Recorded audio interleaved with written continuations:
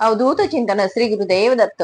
तुम्हा सगळ्यांचं आपल्या चॅनलमध्ये स्वागत करते. तुमचा दिवस हा आनंदी जावो, सुखी जावो आणि स्वामीमय जावो अशी स्वामींच्यांनी प्रार्थना करते.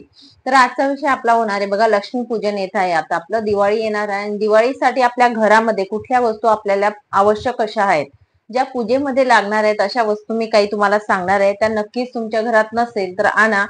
आपण सगळ्याच महिलांना माहिती असतं आपल्याला की आपण एकदमच सगळ्या वस्तू घेऊ शकतो का, तर नाही. तर यापैकी एक वस्तू तुम्ही कुठलीही घेऊ शकता, तुमच्या बजेटनुसार घ्या.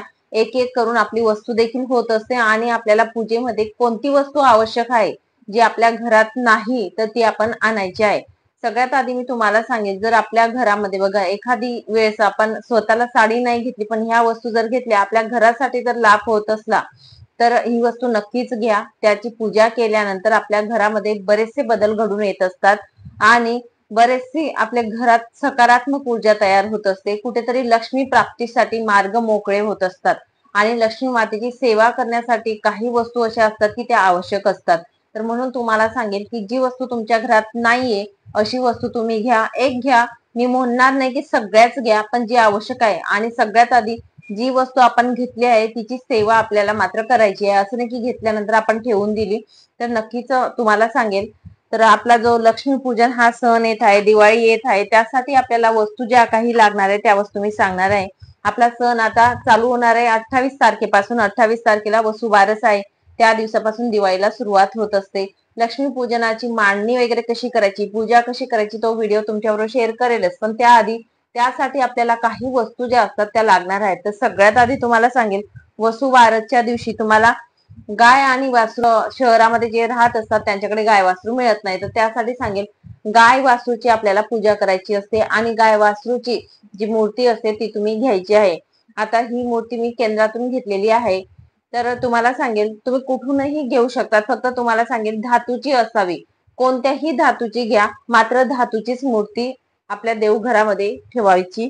कारण गाय आणि वासरू यांचं नातं जे असतं ते प्रेमाचं असतं आणि आपल्या घरात आई आणि मुलाचं जे प्रेम असतं ते वाढीस लागतं असं मान्यता आहे. तसंच गायीच्या शरीरात किंवा गायीमध्ये 33 कोटी म्हणजे 33 प्रकारचे देव असतात.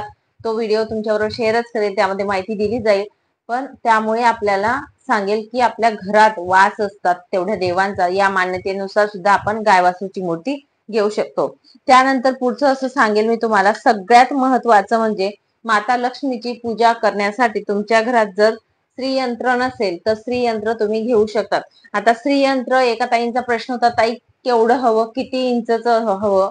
तर माझं बघा, माझं जे आहे ते मी तुम्हाला सांगत आहे. कारण छोटं असलं ना आपल्या देवघरात अडचण देखील होत नाही आणि पूजा देखील व्यवस्थित प्रकारे होऊ शकते. जास्त मोठं घेतल्यानंतर आपल्या देवघरात ठेवायला जागा राहत नाही आणि आपल्याला महिलांचं कसं असतं, ही पण वस्तू घ्यायची आहे ती पण वस्तू घ्यायची असं चालत असतं. तर श्रीयंत्र जे आहे ते बघा मी दाखवते तुम्हाला. दोन माझे पेरू आहेत ना हे, तर एवढा म्हणजे साईज आहे. मला इंच आणि सेंटीमीटर ते कळालं नाही त्यांना सांगताना. तर तुम्ही बघू शकतात एवढ्या आकाराचा आहे. 2 इंच जे आहेत ना एवढं आहे. कारण बरेचसे मोठे पण येत असतात आणि छोटे, सगळ्यात छोटी साईज ही असते श्रीयंत्राची. तर श्रीयंत्र हे पंचधातूचं जे असतं ते असावं असं मी तुम्हाला सांगेन. त्याची स्थापना कशी करावी देवघरात तो व्हिडिओ मी दुसरा सेपरेट टाकेल.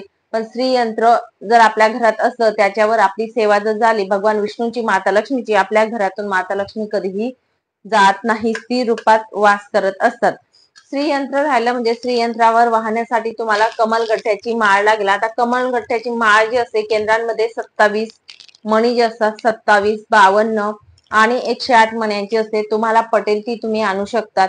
फक्त एवढं सांगेल की दररोज आपण कमळाचे फुलं आणू शकत नाही माता लक्ष्मीसाठी, तर कमलगठ्ठ्याचे मणी जे असतात, बीज असतात, त्यांची माळ आपण आणू शकतो. या माळेचा आपण म्हणजे कशी काळजी घ्यावी, कशी स्थापना करावी ते आपल्या चॅनलवरती दिलेलं आहे. त्यामुळे प्रश्न विचारायच्या आधी नक्की चेकआउट करा. तुम्हाला संपूर्ण माहिती माळेची ही सुद्धा सिद्ध करून आपल्याला श्रीयंत्रावर ठेवायची असते. म्हणजे आपण पूर्णपणे व्यवस्थित पूजा केली तर त्याचे बेनिफिट आपल्याला मिळत असतात. अर्धवट करू नका महिलांनो, म्हणून सांगेल. तर ही माळ सुद्धा तुम्ही आणू शकतात. जर तुमचा बजेट नसेल तर ही माळ देखील आपण आणू शकतो. 100 रुपयाची माळ असते. आता माहिती नाही मला प्राइस, पण मी जेव्हा घेतली मला झाले 4-5 वर्ष झाले हिला घेऊन. अजूनपर्यंत काही नाही, कीड नाही किंवा तुटली नाही, काहीच नाही त्या माळेचा. तर आपण स्वतः काळजी घ्यायची. नक्कीच एक वेळा वस्तू घेतली ना आपल्याला खूप दिवस जाते ती. असं नाही की या वर्षी घेतली प्रत्येक वर्षी घ्यायची असं नसतं. आपण बघून घ्या, व्यवस्थित वस्तू घ्या, ती बरोबर जात असते आणि काळजी देखील आपल्याला वस्तूंची घ्यायची असते. आता पुढचं मी तुम्हाला सांगेल कुबेर यंत्र. कुबेर यंत्र जे असतं, ज्यांच्या घरात असं म्हणजे मान्यता आहे की ज्यांच्या घरात श्री यंत्र राहिलं त्यांनी कुबेर यंत्र जे असतं ते अवश्य ठेवावं. आता रुद्र यंत्र असतं ते वेगळं असतं. रुद्र यंत्राला दर सोमवारी रुद्राभिषेक हा करायचाच असतो. तर त्यामुळे आपल्याकडनं सेवा घडते का नाही ते बघून आपण घ्यायचं असतं. त्याचे बेनिफिट सुद्धा वेगळे असतात.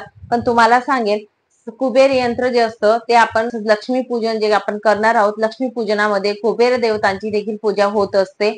आपली कोजागिरी पौर्णिमा आणि लक्ष्मीपूजनची जी पूजा असते त्यामध्ये कुबेर देवतांची पूजा केली जाते. म्हणून तुम्हाला जर आणायचं असेल तर नक्कीच कुबेर यंत्र आणा आणि कुबेर यंत्रावर आपण सेवा करू शकतो.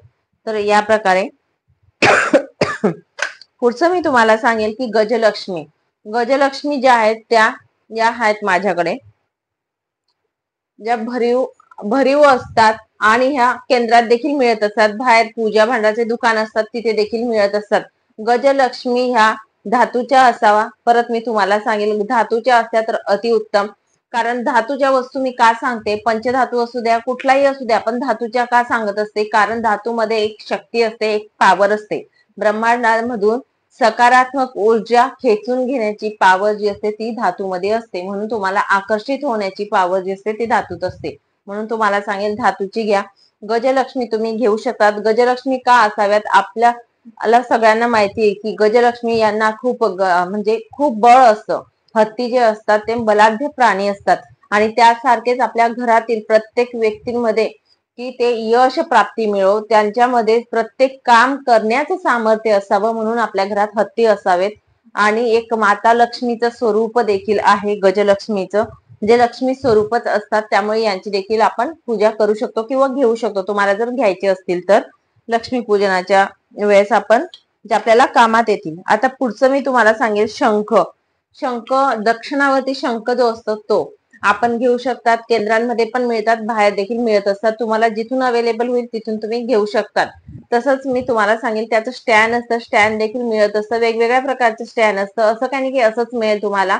बरेच प्रकार दिवसेंदिवस बदलत असतात. कारण माझे ह्या वस्तू भरपूर दिवस झालेले 5-6 वर्षापूर्वीच्या आहेत. आता मी काही घेतलंच नाहीये बऱ्याच दिवसापासून. घेते पण तर जी वस्तू माझ्याजवळ नाहीये अशी छोटी मोठी वस्तू घेत असते, कारण सगळ्या वस्तू माझ्याकडे आहेत. आणि शंख जो असतो तो आपण घेऊ शकतो. त्याची देखील आपण स्थापना करून आपल्या देवघरामध्ये ठेवू शकतो. तर शंख देखील लक्ष्मी प्राप्तीसाठी जेव्हा समुद्र मंथन झाले होते तेव्हा सागर मंथनाच्या वेळेस शंख हा बाहेर पडलेला होता. लक्ष्मी स्वरूपच यांना मान्यता आहे. लक्ष्मी प्राप्तीसाठीच हे ज्या वस्तू मी तुम्हाला दाखवत आहे या लक्ष्मी प्राप्तीसाठी, स्थिर राहण्यासाठी या कामात येत असतात. माता लक्ष्मीला आकर्षित करत असतात. पुढची वस्तू अशी आहे की कासव. कासव जे असतं ते कासव तुम्ही पितळाचं घ्या. परत तुम्हाला सांगेल कोणतंही घेऊ शकतात, तसं काही नाही.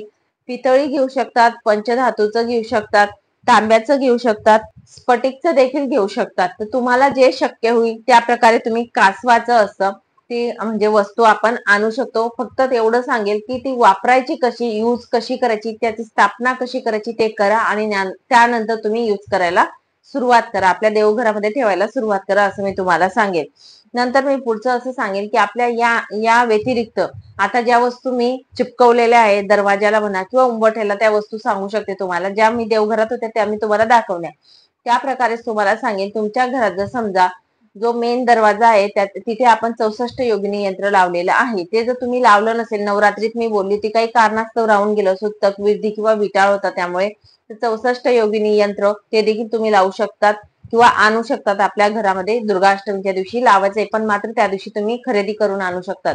त्यानंतर उंबरठा जो असतो, उंबरठ्यावरती चांदीची पावलं आणा, तांब्याची आणू शकतात, पंचधातूची आणू शकतात किंवा पितळी कुठलेही आणा, पण तुम्ही ती वस्तू देखील आणू शकतात.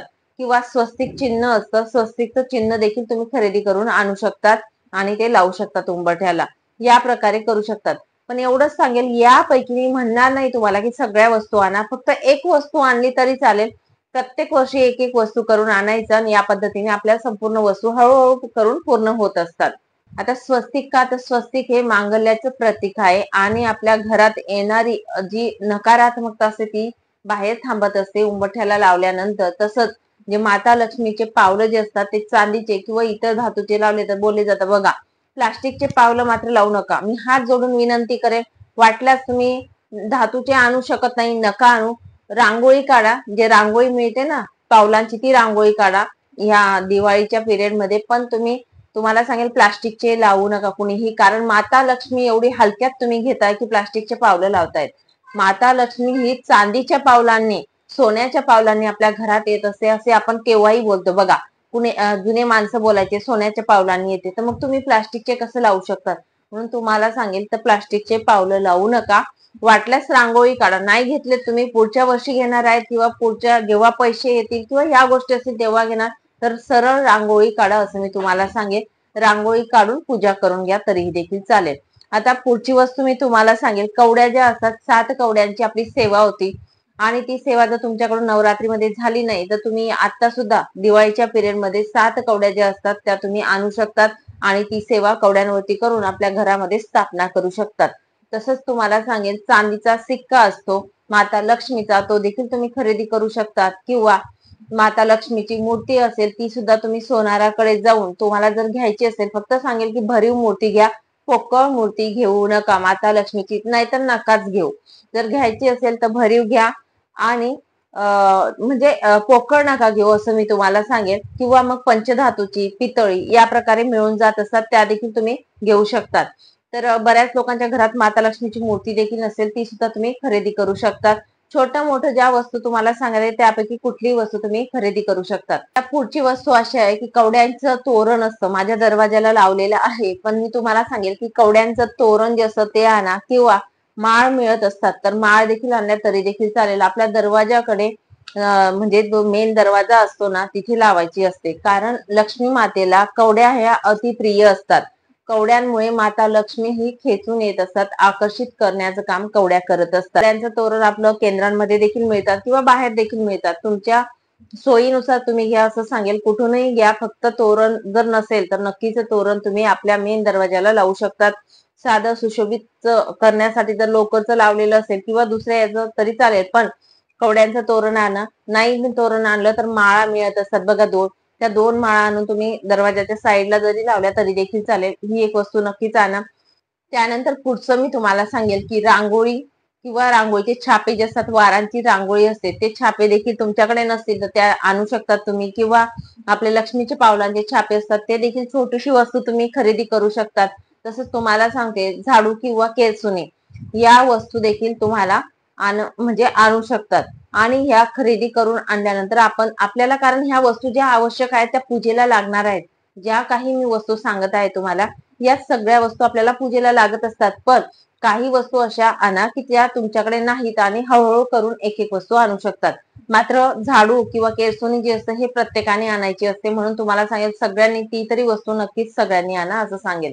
तसंच पुढचं मी तुम्हाला सांगेल, कलश वगैरे बघा, बऱ्याच महिलांचं काय असतं तुम्हाला सांगू का, बऱ्याच महिला काय करतात, आपला स्टीलचा कलश किंवा तांब्या असतात त्यामध्ये कळस मांडणी करत असतात, देवघरात असतो. तुम्हाला एक सांगू का, तुम्ही साडी नका घेऊ ह्या वर्षी, पण कलश असतो ना, तांब्या असतो आपला, तांब्याचा घ्या, पितळी घ्या, पंचधातूचा, तुम्हाला अवेलेबल होईल त्या परिस्थितीचा, थोड्या पैशांमध्ये तुमचा कलश बसेल.